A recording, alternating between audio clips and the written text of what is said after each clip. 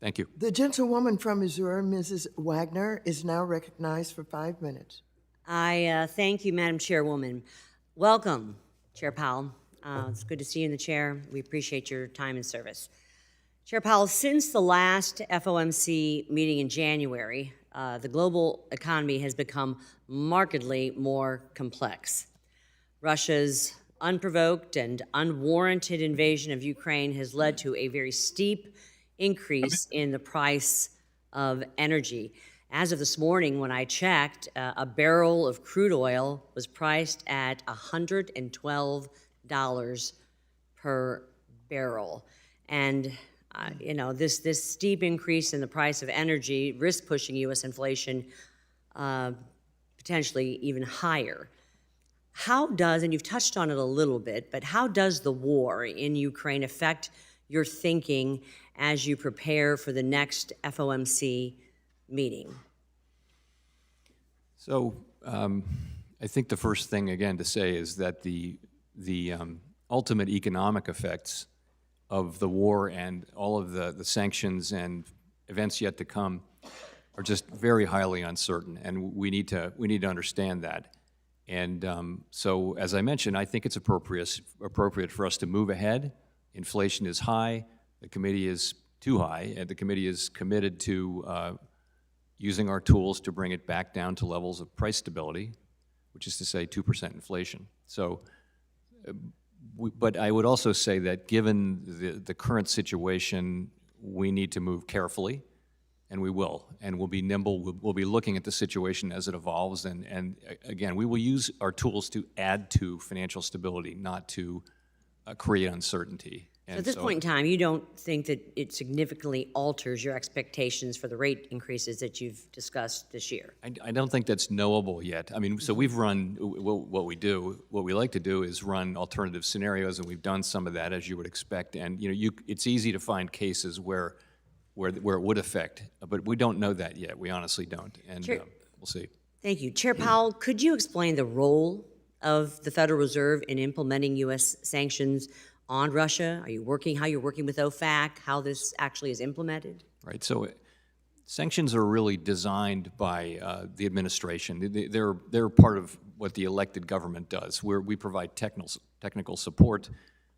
We implement those sanctions, or we make sure that the banks obey them, that we supervise and regulate. That's one thing that we do. We also consult on, we have knowledge about financial markets and financial institutions, so we're providing technical support, but we're not the decision makers on those things. And honestly, these are decisions that are made at the level of the government, not at the level of the elected government, not at the level of the Fed. And I know things are happening quickly and in real time here, but what actions has the Fed taken to date since the invasion of Ukraine? Well, I'd say, first of all, since late last year, we've been on very high alert for cyber attacks. We haven't seen any notable incidents about that yet. We consult. We're making sure that the banks we regulate and supervise are also on high alert. We communicate with the reserve banks, where there's a lot of expertise in these areas, and other parts of the government. So that's one thing that we've done.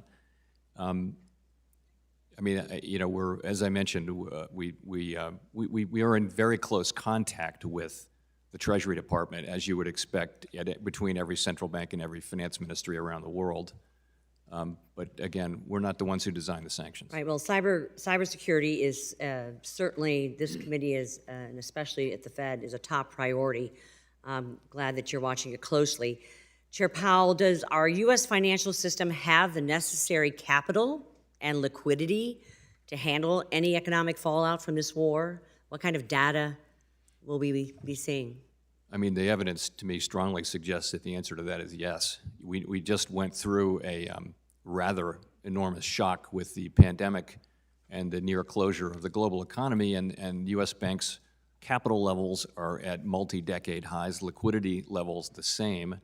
It's hard for me to look at that and say that a lack of capital is a threat at this point. There are certainly issues. Cyber for private financial institutions is a huge issue and one that they spend a great deal of time on, as do we. In 2015, the Obama administration blocked the development of the Keystone XL pipeline, a decision reversed by the Trump administration, and President Biden canceled the permits, again, depriving the U.S. of over 800,000 barrels of oil a day. Wouldn't expanding the supply of oil by 800,000 barrels a day reduce energy inflation and lower prices at the gas pump? We're not responsible for energy policy. That's a matter for Congress and the administration. Of course, the laws of supply and demand do work. Laws of supply and demand do work. I've used my time and I yield back.